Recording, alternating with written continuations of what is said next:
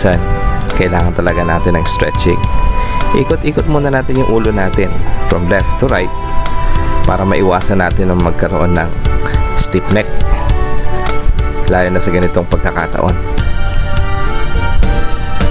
Diba kuya? From left,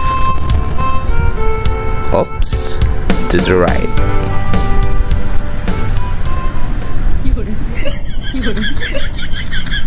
Yun.